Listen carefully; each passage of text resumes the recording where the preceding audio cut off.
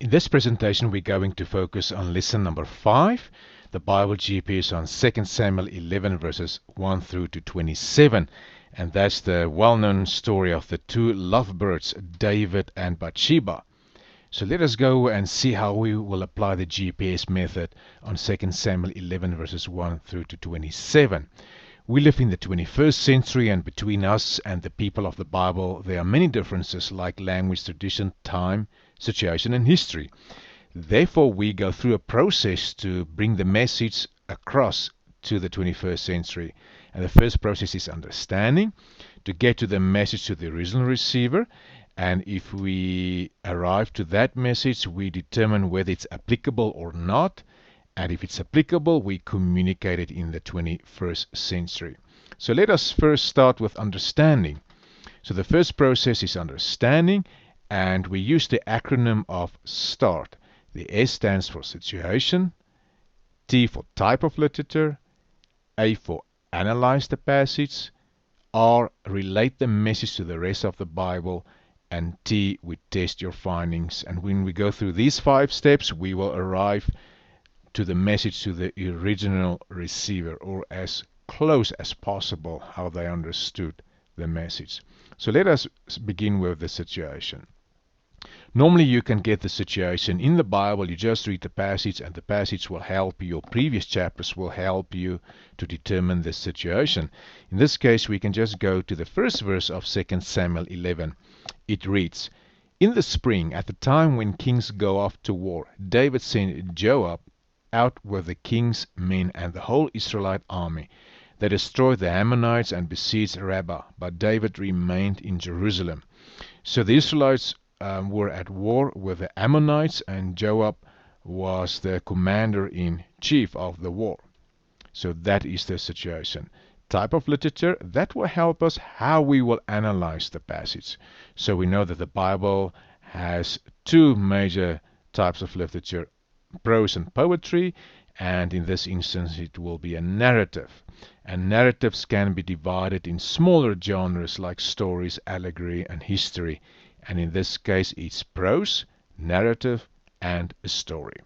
And when we interpret stories, and that brings us to our third step, that's analyze the passage, we realize that we need to divide a story in episodes, because stories are divided in episodes. And an episode is a chain of events that are related, having the same location, time, and major participants. But in the story of David and Bathsheba, we're only going to focus on the first episode. And number 2, we determine the plot structure and main themes. So the plot is just the way in which the story develops and serves to keep the interest of the reader. It is whether you experience tension, and now you're interested, you want to read further, you're curious.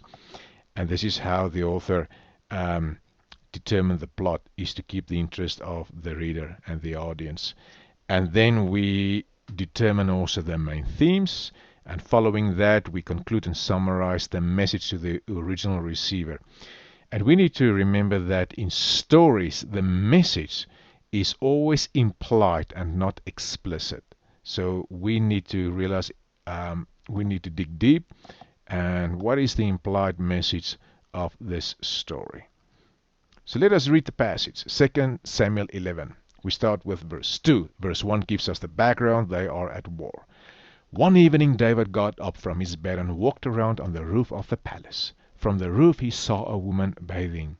The woman was very beautiful, and David sent someone to find out about her. The man said, 'Isn't this Bathsheba, the daughter of Eliam and the wife of Uriah the Hittite?' Then David sent messengers to get her." I think you experience lots of tension, curiosity, what is going to happen. David's eyes wander off.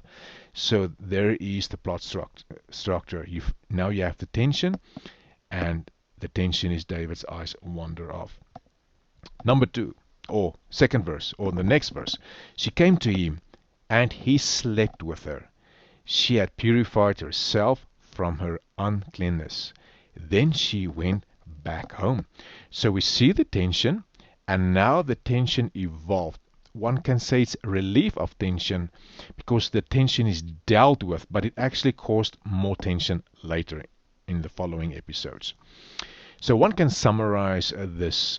David gets what he wants. She too, maybe, we don't know, because that's the beauty of a story. There are some things that we just don't know. We can make assumptions. So let's continue. Verse 5. The woman conceived and sent word to David saying, I am pregnant. Result, trouble. Big time trouble, because Bathsheba's husband is fighting at war, and now David is committing adultery. And we see in the following episodes of chapter 11, we see that David wrote a letter to Joab. Joab was the commander of chief there, and to say, put Uriah, the husband of Bathsheba, in the front line where the war is fierce, so to make sure that he will be killed. So he actually committed murder. So that is how the story develops with the episodes. So now we have the tension, relief, and result, and we also determine the main themes, like David's eyes wander off, David gets what he wants, maybe she too, and trouble. So we've divided the story in episodes. We've actually focused on the first episodes, but as you read the rest of the chapter, you will see there will be more episodes. We've determined the plot structure with the main themes, David's eyes wander off, and the end result is trouble. And now we need to conclude and summarize the message to the original receiver, and we know it's not always easy when we deal with stories because the message is implied. But let us see. Maybe the message can be, you're responsible for your choices. You know, David and Bathsheba made a bad choice. They were responsible for it. Choices have consequences. You know, the trouble, she is pregnant. And no one is exempt from temptation. Maybe David was tempted. Someone once said, temptation is a woman's weapon and a man's excuse. And then the last thing that I wrote down, be faithful to your partner, to your spouse. There can be more things, but this is the gist of what I got from this passage. So conclude and summarize the message to the original receiver. There it is. You're responsible for your choices. It has consequences, etc. Now we go to number 4, the R of start.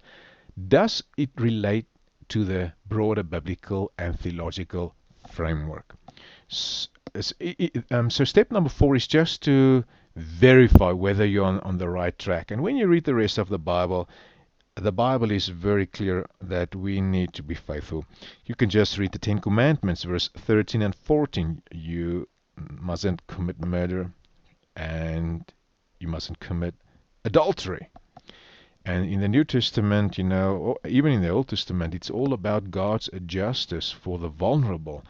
And David exploited his power, and he put Uriah in a very difficult place, and he was killed. Number 5, we test our findings. We can read Bible commentaries, study Bibles, just to make 100% sure that we're on the right track, because many people have already wrestled with this passage in the past as well. And when we read other findings, you can be sure that many commentaries will get to this message that we are responsible for our choices. It has consequences, temptation, we need to be faithful. So that is the result of the process of understanding, the acronym of START. Now we go to the next step. The next step is application. So in this step we determine whether this message to the original receiver is applicable or not. And we've seen in the previous videos that we determine that by looking whether this is an incidental. Incidental means it's not applicable. We know that when it's cultural, the 3 C's, ceremonial or civil, because our culture and their civil laws are totally different. And the ceremonial laws were fulfilled in Jesus Christ. And if it's essential, we know that's moral. That has to do with relationships. That has to do building trust in the Bible times, in today's life, and for the years to come. So one can say it's applicable in all times. Therefore, it's essential. It's something that is moral. It's always true. And when you read the rest of the Bible, you realize that This is actually an essential. It's got nothing to do with cultural, ceremonial, and civil law. So it's essential. Therefore, we can communicate this in the 21st century.